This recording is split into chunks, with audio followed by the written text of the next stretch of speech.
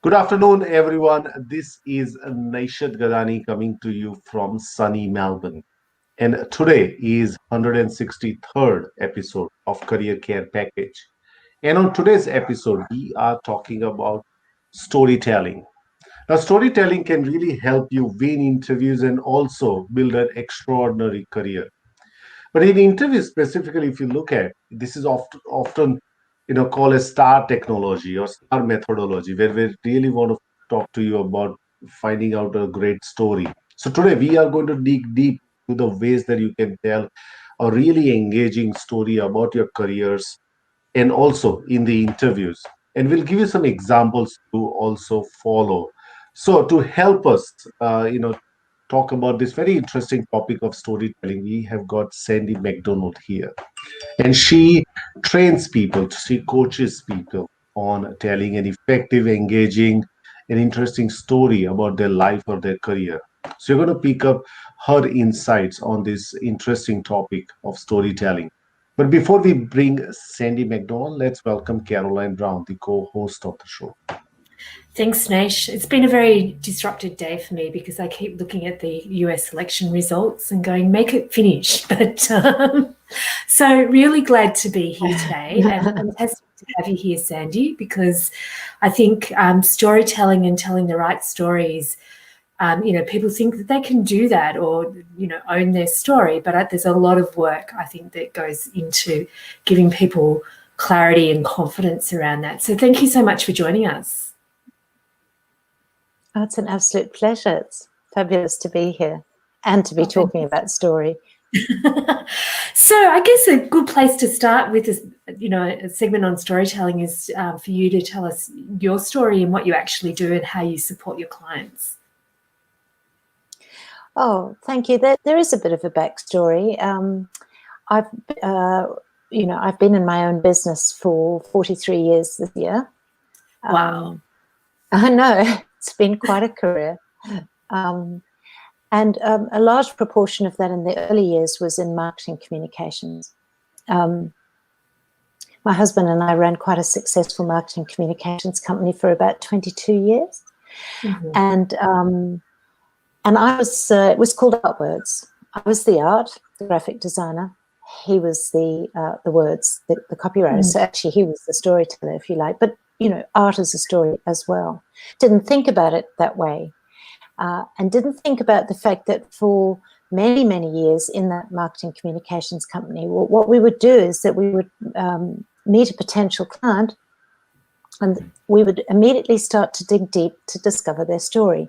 So we want to know what their purpose was, who were they best suited to, what was their offer, what was the intention for whatever it was that they were asking us to do, be it a brochure or a website or whatever. And this deep digging would go on for quite a while.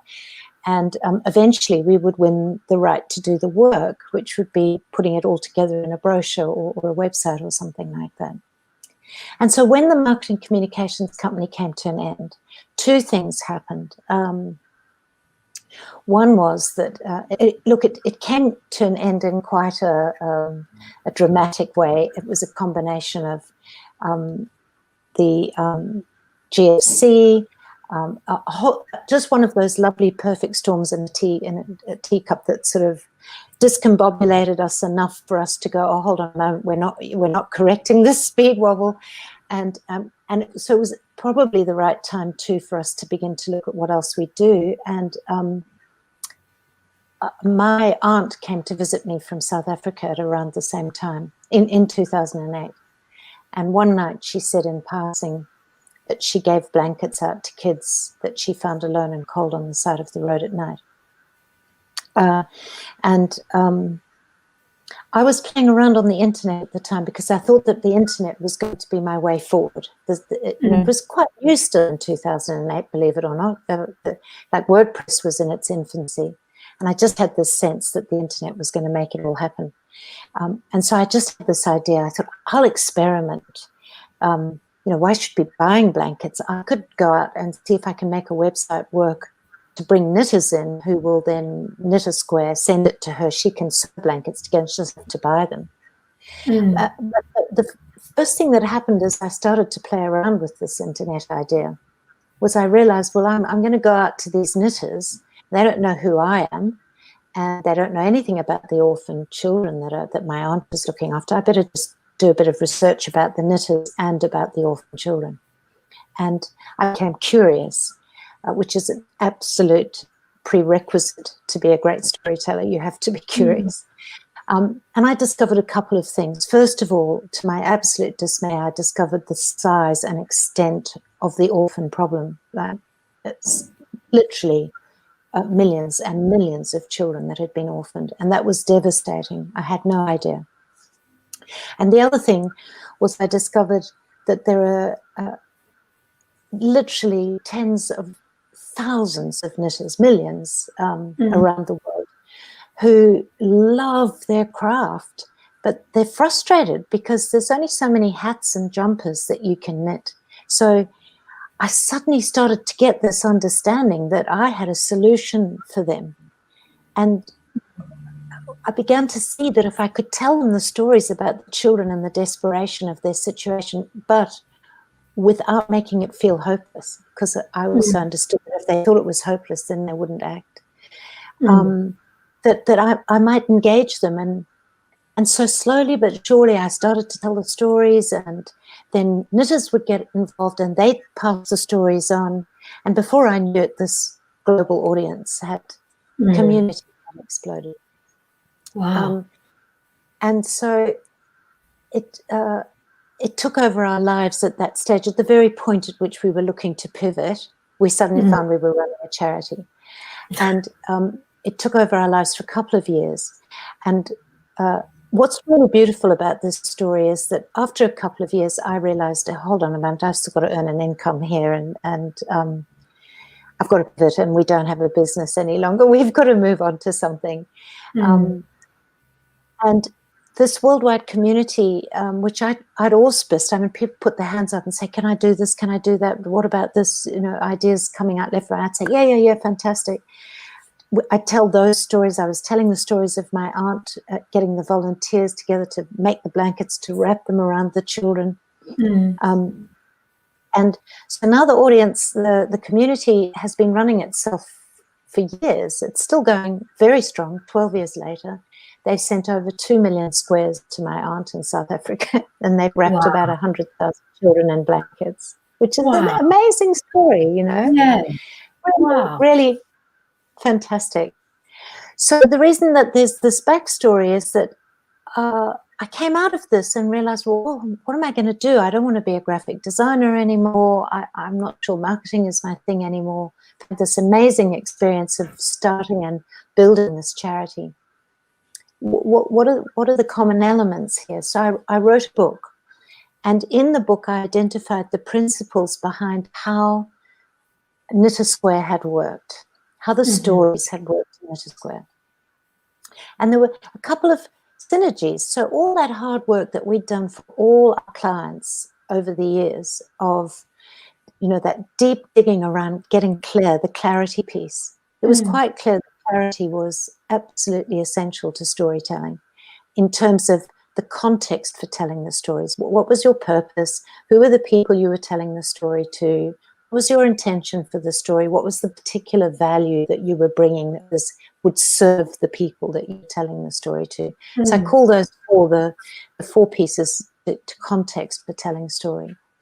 So I realized that all that work that we'd done in our graphic design, in our marketing communications company, was, in fact, that was the value. The brochure and the website or whatever was just like cherry on the top. The real value was in this clarity piece. So I put that together with the fact that I'd been telling stories for a couple of years and thought, okay, how do I make these two work together?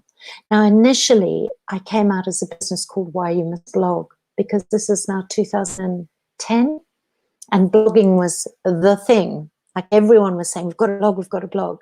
Don't even use that word anymore, do we? But then it was like huge. So I said, okay, fine, that's what I'll do. I'll have a business called Why You Must Blog, and I'll teach people how to tell stories online. And then people would come to me and say, oh, yeah, teach me how to blog, thinking that somehow it was just a prescription. It was just you do this and then you do that. But what I discovered was the same thing with clients. I had to take them back to clarity. Well, what's your purpose, and take them through this process. And so over a period of time, I realized that as I now do this storytelling training, that that's the piece. It's the contextual piece around how you tell stories. In clarity, it's the curiosity piece in terms of being super curious, forensic about your people, like really understanding your people, seeking truth, really looking to the truth of storytelling before you go anywhere near the story craft piece, like how you tell stories. So often people come, they want to know how you tell stories.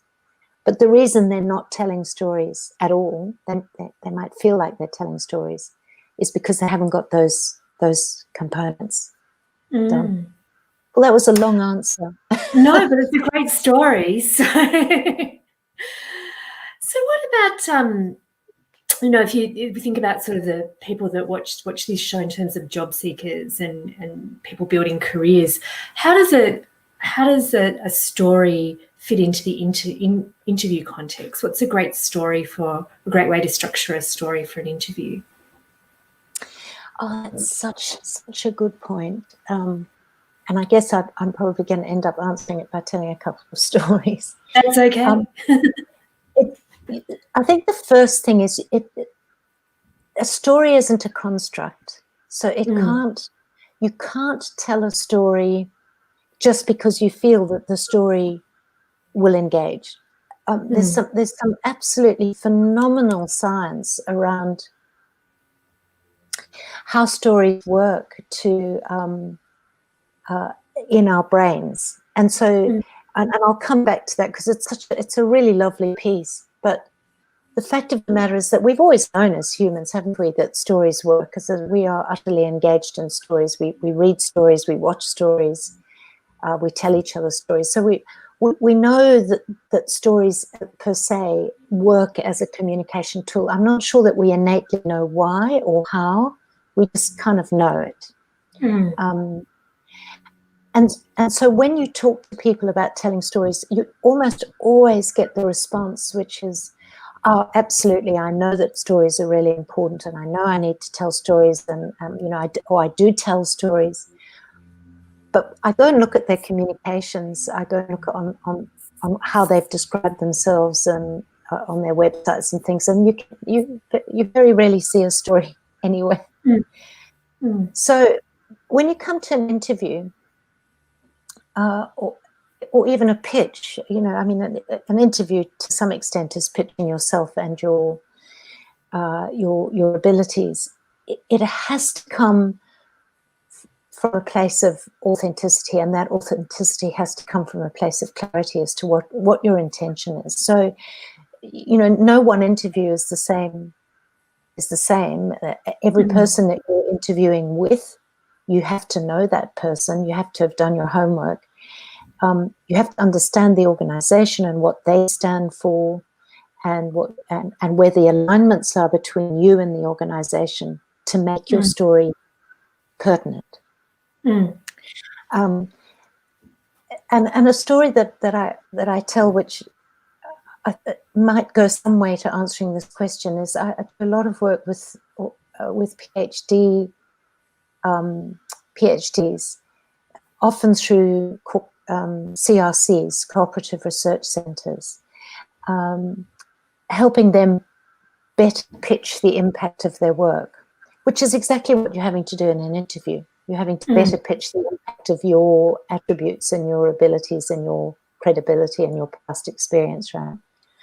So on one occasion, it was the automotive CRC, and this young man, I'd make them stand up at the beginning of the day and do a 3-minute pitch on what they were researching, and he stood up and he did this detailed pitch into his study methodology and protocols around the attributes of bamboo, which he'd been studying for 18 months down a microscope. He showed us a big photograph of the cellular structure and talked about really the how for 3 minutes. And at the end of it, even his peers were mystified as to the purpose for the study. So I asked him why several times. I mean, why are you doing this? Why are you doing this? He didn't quite. And eventually, I just pushed him. I kept saying, I need to understand why you're doing this. And he said, well, if I can prove that bamboo is shatterproof, then it has astonishing potential to rid the world of billions of tons of plastic waste from the interiors of vehicles. And so I said, well, that's your story. So you would pitch that at the end of the day. So when he pitched at the end of the day, and he came from his perspective, how distressing it was for him to think of landfill being filled up with just billions of tons of plastic from the inside of vehicles. And now he's been studying bamboo for 18 months to try and prove that it's shatterproof and can replace this plastic. Then he's got the engagement of the stakeholders and the investors and the team and the collaborators. And although that is a story, it's a personal story, it's his own reflection on the environment and why he's doing his work. Perfectly acceptable in an interview to tell that as a story, as opposed to 30 minutes of the attributes of bamboo, the actual physical attributes. Now, obviously, what you're doing I said to him, your intention for that story has to get to be the person you're telling it to say, that's fascinating. So what research are you doing? How are you proving that it's shatterproof? Because that's when you can then go into the nitty gritty. But up until that point, it's the why that you want to put to them. So I guess just the key part is being absolutely certain of who you're interviewing with and the organization's purpose and what the alignment is between you and your attributes and your expertise and that organization to be able to tell a story that's meaningful. It sounds like that kind of for you and him is uncovering that why it was important to him, and then that people can the right people will connect into that being important to then lean in and listen to, by the sounds of it. Absolutely. And you used the word lean in, which I think is a great term, is that's what you want from a story. You want people leaning in, nodding. You can almost see that it's resonating. It's funny. I think Nation probably wants to jump in and ask a few questions, but we had one person on our show, Jeff Altman, who is an interview coach or a career coach in the States, and he called that the Scooby-Doo moment. It's like when people go, huh? Oh, right. Like you can lose a little bit about tell me about yourself, and then he would say, but what's really relevant for you, Mr. or Mrs. or Ms. Interviewer is, and then, people's eyes light up and they do the Scooby-Doo pop-up. So it's a kind of that leaning in sort of moment. So, after that, Nesh, do you have any questions? Sandy, you want to? I think it's, I think I could relate to it. KB will know this, but we did a program last year called Australia's Got Fresh Talent, and it was about pitching, compressing some of our migrants have 15, 17 years of experience, and compressing that whole into 3 minutes, three and a half minutes.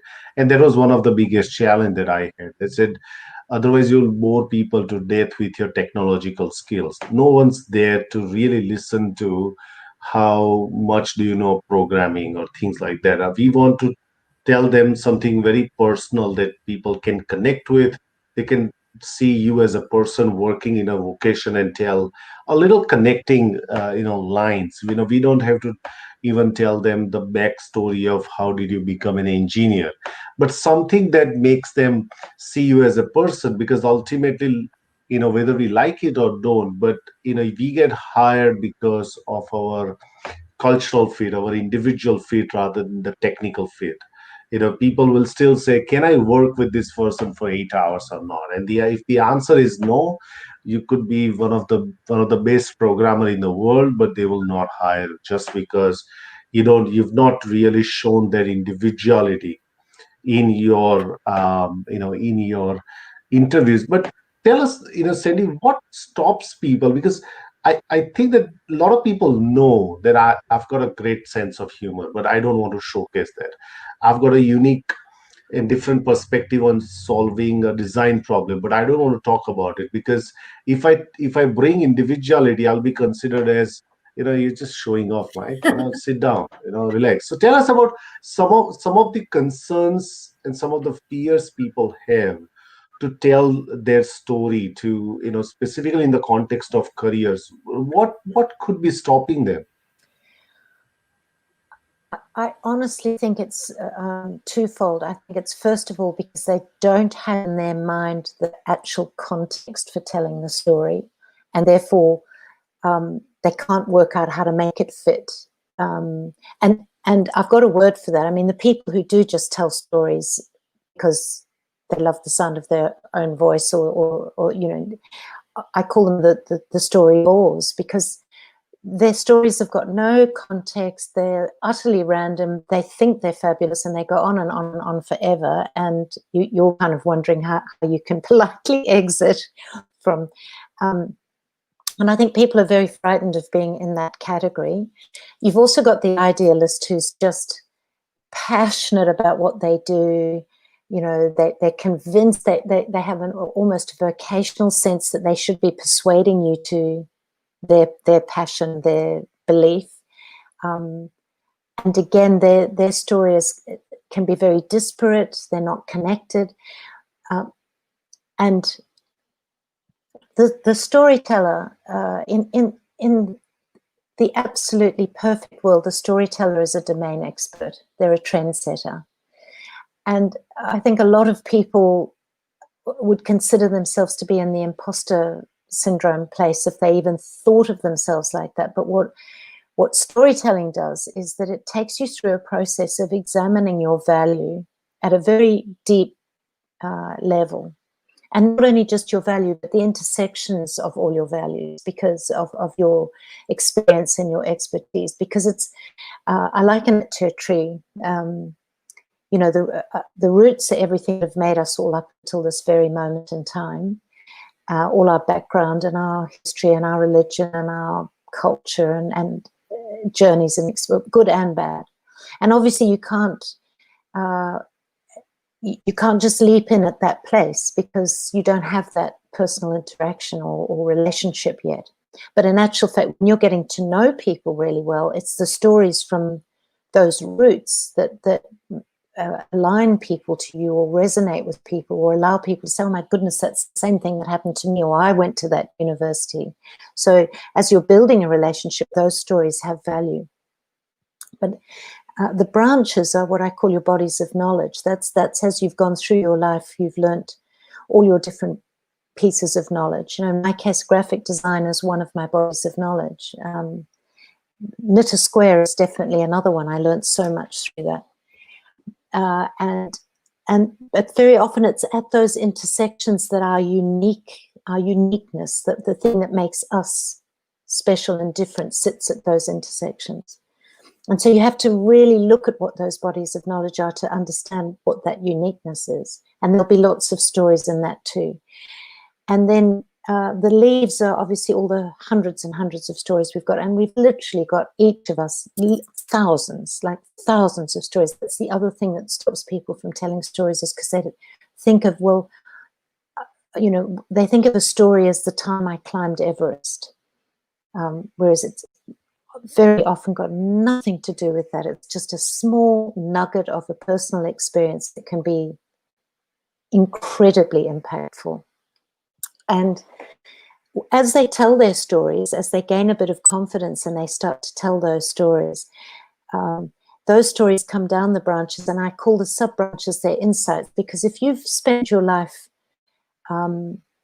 learning about something, you have developed insights. And probably the most powerful place for a storyteller to start when they're first starting out is to go, I've got this piece of data, I've got this statistic, because an insight is a piece of data or statistic wrapped in, it's in context, in the cause of that data, that thing happening and a consequence for that thing happening. And if you just said that to somebody in and on of its own, it would be interesting, but it's just information. It's when you wrap a story around that, your understanding, your experience of that it becomes absolutely riveting communication for the right person, right? So I feel like one of the things that people haven't done is they haven't done enough exploration of their own value. They haven't put it into that context. They haven't understood what's absolutely unique about them. And as a result, they haven't unearthed all these stories that they've got that they could tell. And they haven't even got an antennae, a lens yet to what those stories are.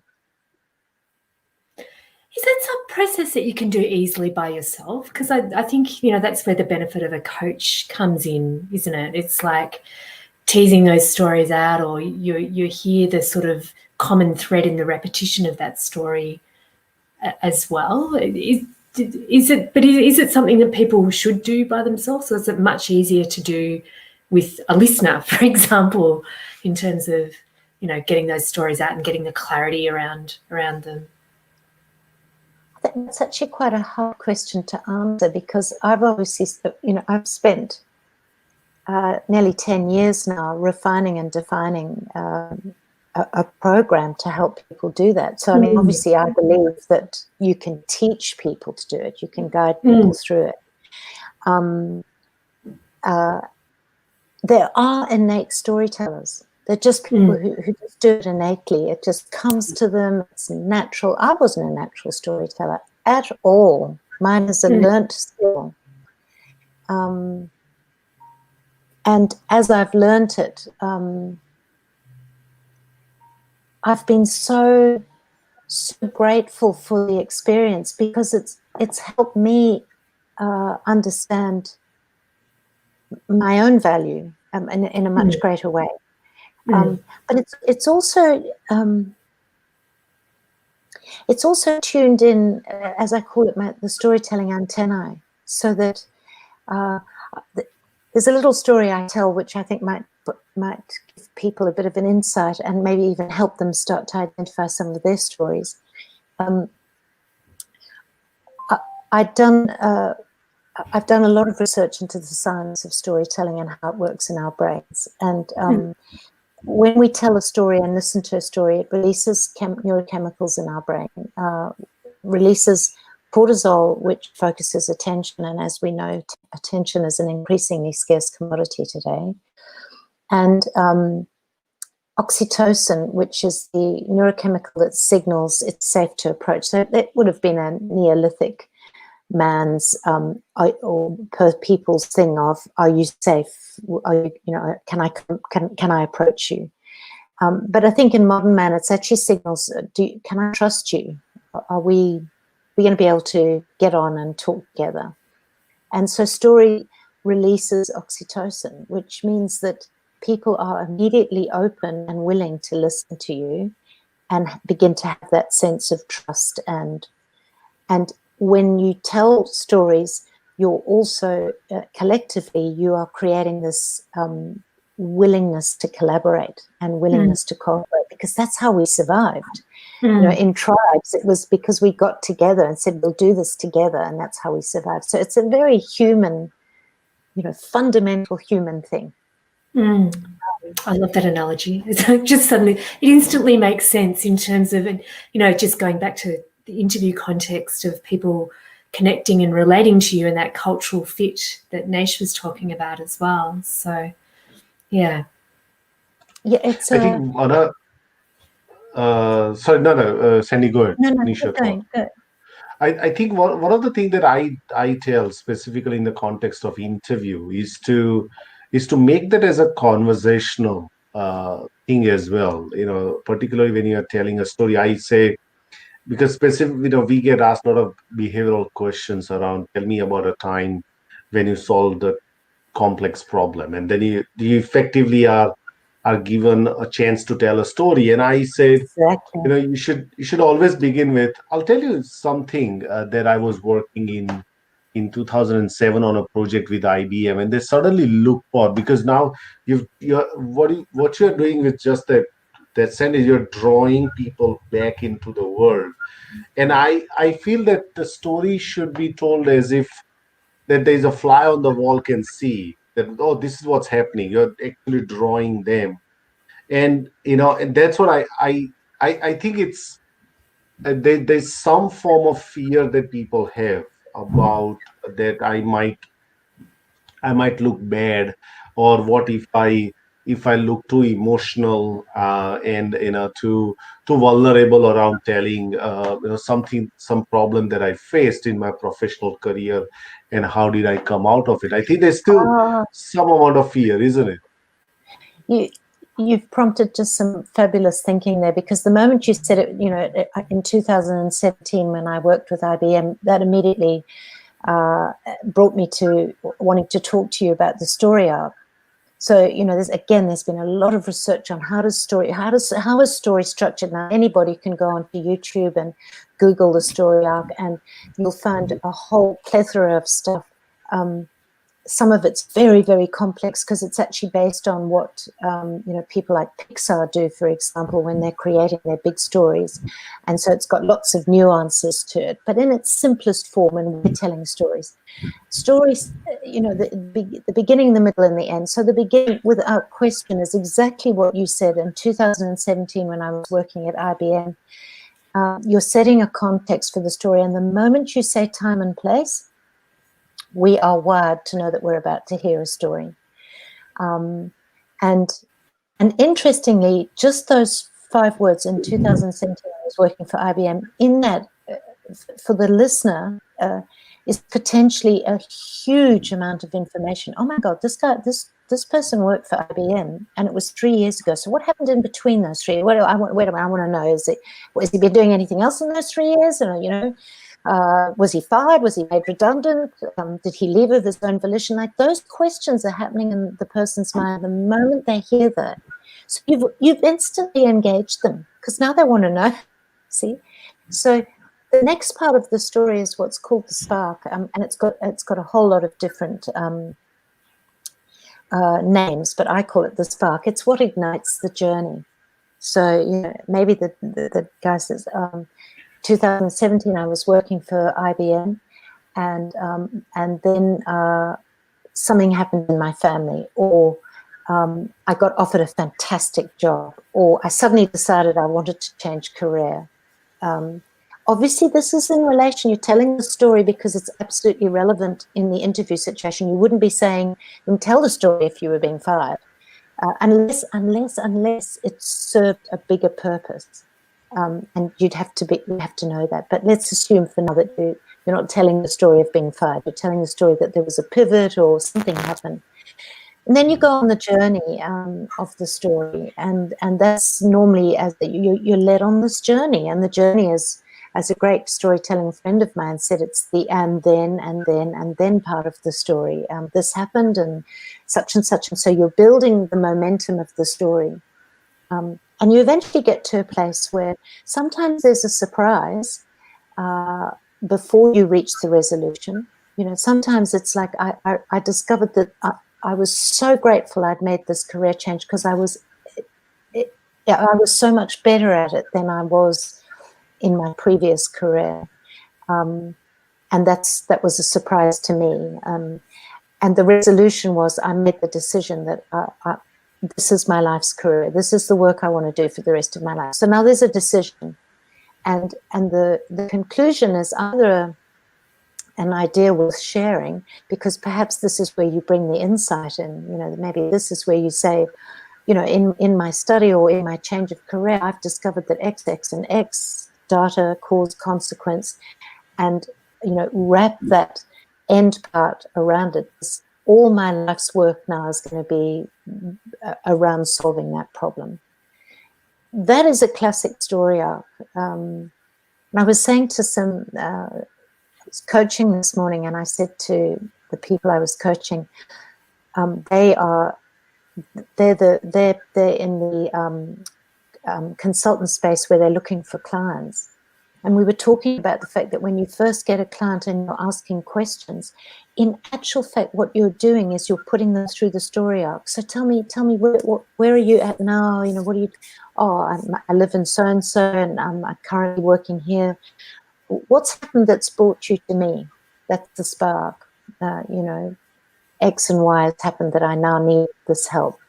Well, tell me more. And then you unfold them to the decision. So what's your decision? Where do you want to go from here? Oh, maybe I'll, you know, and at that point you might be able to say, well, maybe I can help you. It's actually the story arc unfolding in reverse, if you know what I mean. A good interviewer would probably interview on the story arc. So you'd end up telling your story anyway. How do you just, you know, both from what you and Naisha said, it's sort of come up for me is like, how do you help people get a belief in their stories, that their story and their voice is worthwhile hearing for, you know, business development or for an interview? What's that kind of process? So we have a really, really deep look at, now bearing in mind that I work with two lots of people. Mostly I work with founders of businesses, and they can be both emerging and established. And I also have done a lot of work with academics, and I do work with professionals, but I've tended to work with professionals in a very specific role, which is I've got a major presentation to do.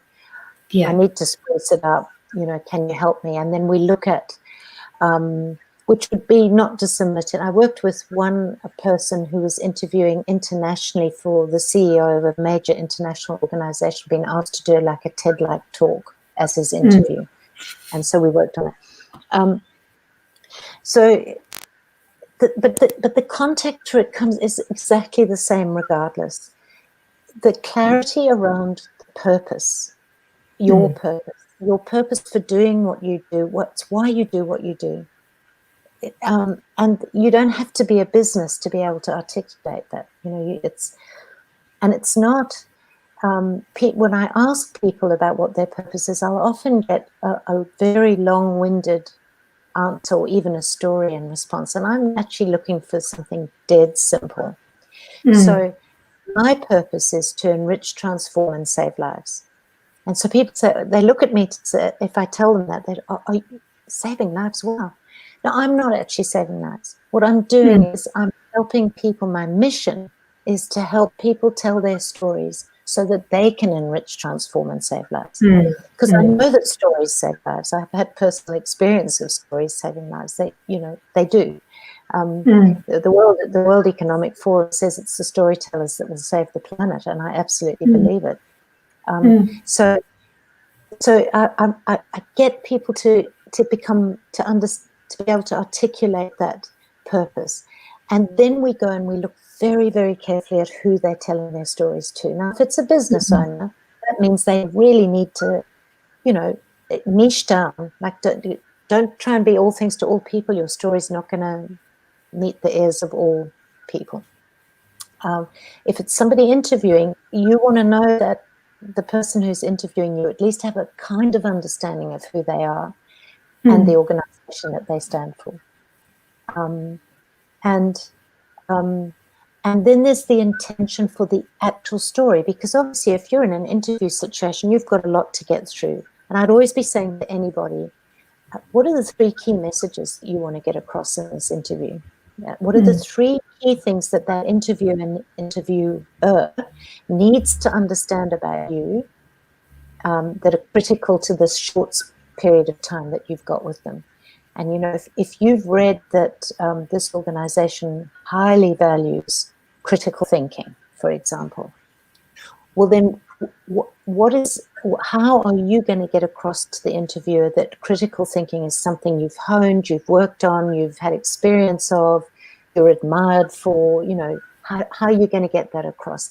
And somewhere there is a story that you could tell that might be, look, the best way I can explain how I feel about critical thinking is that in 2017, when I was at IBM,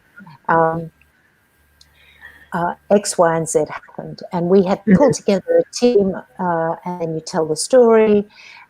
It was critical. You know, we were almost at the point where we were going to lose, and we pulled it all together at the end because I was able to employ whatever they know to be the right processes for critical thinking, if you know what I mean. But then it's relevant, you know. It's absolutely the thing about story is it 100% has to be relevant.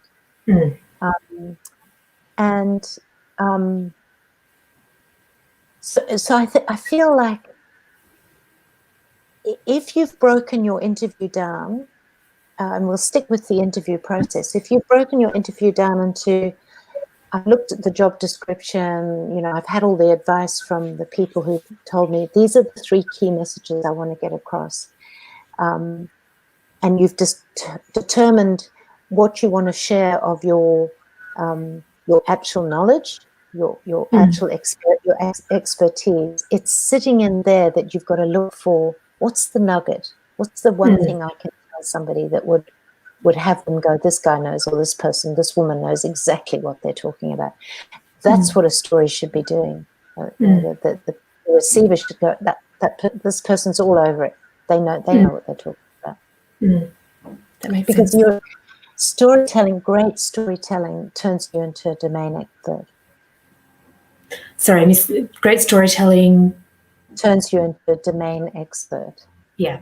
So whatever your domain is, you are the expert in that domain. If you're a great storyteller, you're the expert in that domain.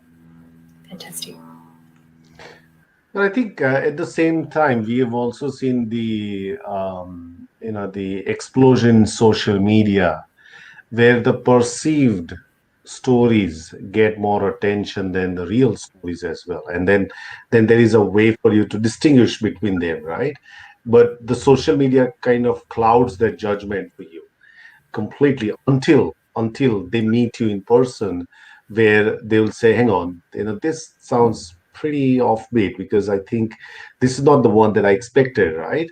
So then I find that that whole thing is kind of construing people's judgment around your story, right? So it's also, part of that is also, it's a noisier environment too. But on the top of noisier, it's also a manipulated environment too, as well, right? How in that environment, how do you as an individual, how so authentic or genuine that you come across, Sandy? How can you really cut through that? Because I'll be very honest. Me and KB have been doing it this 163rd episode, and we, most of the people feel that our diaries of appointments will be fully booked, and we would not be even sleeping, because we'll be talking to clients also in our sleep as well, which is not true, right? So there is a perceived kind of story of what we are doing, but then there's also the actual story, right? Or actual what's happening. Tell us about how can you cut through the noise, and how can you really be, I don't know whether I like to use that word, be true to yourself or something, but how do you really cut through that noise and really start to craft a niche for yourself? Oh, it's such a good question, because there is so much shouting going on in the online space, and you're right about it being noisy, and also just full of there's just so much stuff out there. And because of that, this year, a couple of things happened. I was asked by a good friend of mine who's in the who's very concerned about climate change. How can we use story to impact on people around climate change? And I really had to think about that. I couldn't just give a glib answer that said, oh, well, just tell stories. I had to think about it. So I went away and I drew a spectrum. And on the spectrum, I had flat earthers and creationists on the one side and eco-terrorists on the other. And then I just went up the spectrum, through the denialists and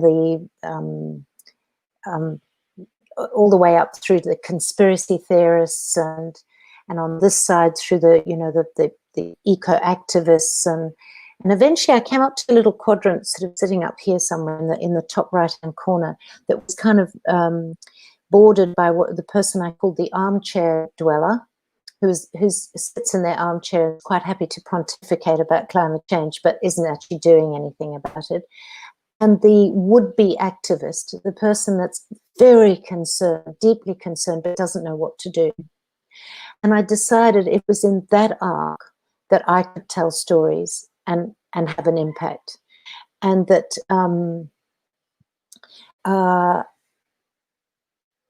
that anybody telling stories it's in that. After all, there are millions of people in that quadrant, right? So if you're impacting on just one person who decides not to use plastic bottles for water bottles, and they impact on people, you know, it's one plastic bottle at a time, really. I feel that that's the way we've got to go. But if we're all doing it, then we're having a collective impact. And I do have this belief in one story turns the dial, but it's the collective storytelling that makes the shift. So coming back to answer your question, it's understanding that in that noisy rabble and stuff going on, your cut through is because you're aiming at telling stories at one very specific person. Like if I'm online, I'm aiming to talk to you, the armchair dweller, the person who, you believe in human and activated climate change, you believe in that, and but you're not doing anything. And I want you to understand that if you just stop buying bottled water, you are contributing. One more dolphin that doesn't have a bottle of water in their stomach, you know, it's literally that pointy. And so I'm not trying to be all things to all people. I mean, the eco-terrorists are never going to listen to me, and the flat earthers will never, ever change their mind, fixed mindset. So I'm only looking at people where there's a growth mindset. So the people who are trying to get across their authority, their understanding of the world, that it's in their domain, and they're talking to the people who are interested in critical thinking, for example, who are interested in HR and how HR works, or human psychology, or whatever, and they're just talking to those people. That's all. Because I think if we try and look, yeah, there are the gurus out there that have got this massive, broad audience, and I call them the gurus, and they're gurus because they, they overpromise and underdeliver, and they, they promise you nirvana, and you never actually reach nirvana. But they're working on the premise of fear and greed. They're very good storytellers. Donald Trump is a brilliant storyteller to his base. Brilliant. His base believes every word he tells them, every story he tells them, they believe it. So, I guess he for me is a really great example of the fact that stories can be told are incredible in terms of invested interest. And he really knows how to do it and has done it very effectively. He didn't bother to go anywhere near the Democratic, the states he knew he wouldn't win, and go anywhere near them. He just went to his base to cement and grow it. And in a sense, it's a good lesson to the rest of us, as much as I dislike using him as an example. But, it is true. Yeah. It is so interesting what you say. It sounds like it's a really personal message that has going to be meaningful to the person that you want to influence, and they're the listeners that will take the action perhaps that you want to take in that story. Yeah, it's I think this comes back to also the point about people having story to tell. So I'm very active in LinkedIn, and I tell widely disparate stories, because that's another thing. People say, well, how can you just keep telling story about story all the time? Doesn't it get boring and whatever? My stories are incredibly disparate, but they all come back. They all funnel back to some aspect of storytelling. I mean, I told a story not so long ago about a woman who'd we were in a walk, and we walked past a woman whose dog had just availed himself or herself on the nature strip, and she was picking up the doings, and she had it in her hand in a plastic bag as we walked past. So we said morning, and she went hi, and I said to my husband immediately after that, that was the sound of a woman who was embarrassed to be caught in the process. She was saying, yeah, look, I know it's not perfect having dog poo in my hand. That's not the best thing, but he's my dog and I love him. Literally all of that was being said in this one, hi. And I said, that is the beauty of our language, is that you can impart all those meanings in one single syllable word. And I brought it back to the use of language in stories. Like, we only have a very short time to tell a story. You've got to make your words count. So that's exactly how I told that story, was I brought it back to language. And there's a classic example of a very short suburban story that we would all have seen, you know, that happening a million times, of the ability to be able to take a little anecdote like that, a little story, you know, it had the context, it had the spark, it had the journey, it had the message at the end, and turn it into a story that supports my storytelling, but is a completely different story to one that I might tell the next day about, you know, purpose, for example, or clarity. And just on that point, sorry, Nash. No, go ahead, Cindy. On that point, I see lots of people posting in LinkedIn, and they post endless dot points, and I always want to say to them, each of your dot points is a story. And so I decided, well, the only way to prove that was to go and ask somebody who I really admired if he would give me a story around one of his dot points. And he'd one of the dot points was a question that said, are you a leader that gives the process so that your people can rule themselves? I haven't quite got those words right. It was along the lines of, you know, in other words, you're not micromanaging them. You're. And he thought for a while, and he said, oh, well, you know how termites build a nest, and there's no one ant saying, you know, take that grain of sand and stick it over there. They just know that those are the rules, and they take the grains of sand, and they build it. That's an example of what I mean. And I said, oh, you know, I've just been to my granddaughter's school and seen the parents and the teachers doing this kind of choreographed dance as they tried to juggle the 1.5 meter space around each other. And he said, you see, that's exactly my point. He said, governments looked at the data, and the data's told them to be safe. You have to keep 1.5 meters apart. They've told the population, and they've left the population up to work it out themselves. Case proven. And I said, no, I absolutely understand what you mean by that dot point. It's so clear. So to me, that's a perfectly good story. That's absolutely great. Sandy, look, thank you again for really bringing a really interesting topic in the context of career. And I think we rarely, specifically people that me and Caroline work with, we don't necessarily talk about these issues because they are still considered to be fluff. And you say, yeah, you know what, tell me, how can I apply? How can I change my resume? Tell me, what do I do on LinkedIn that will get me a lot of, you know, recruiters will say yes to me. But I think this is pretty important, regardless, you know, the actions that you take. If you're, because you need one person in the context of jobs, you need one person to believe in your story. That's it. You don't want 10 people to believe, because then you'll be worried about, do I go and work with IBM, Telstra, or HP? Where do I go to work?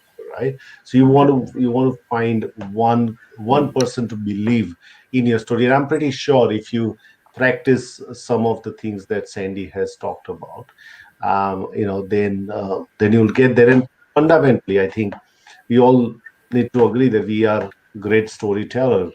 My son tells me a great story about how did he forget his bottle of water in the school, and he tells me for 5 minutes, and it convinces me that I'm pretty sure that it wasn't your fault. So I think I think we are all ingrained to tell a story. We got to probably get rid of our own thinking that we can't tell a great story. And Balin also puts a great point that if you're a storyteller, you can't fail in interviews, as it makes you an interesting candidate. And that's pretty much right. I think you at the same time, at the core of this is that you also have to, you also need to free yourself as well to tell a story. I know, a lot of people, think the other way around, that I might look a tall poppy in front of everyone else, and people will cut me off. But I think that's a risk that we all have to take. So, Sandy, again, thank you very much for joining us and talking It's about been a an very absolute interesting topic. pleasure. Yeah, KB. Thank you. Thank Yeah, you, it's Nash. been Thank you wonderful for to have having me. It you. was absolutely. Oh, thank you. Sorry. I've so enjoyed it. It's not often that you get the opportunity to just go story, story, story, story. Tell stories about stories. No, it's been fantastic, and I think people would have gotten a great deal of value and a different perspective on, just telling a story in an interview, and a way to look at that, and a way to tease that out, and that type of thing. So thank you so much for joining us. It's been a pleasure. It was a pleasure. Thank you for having me. Excellent. Now, tomorrow, we are going to have an open session. That means you can tell us your tricky, tough job search challenges or stories, and we will answer that. We will answer those questions. We will try to be not politically correct. We will give you the straight as we know.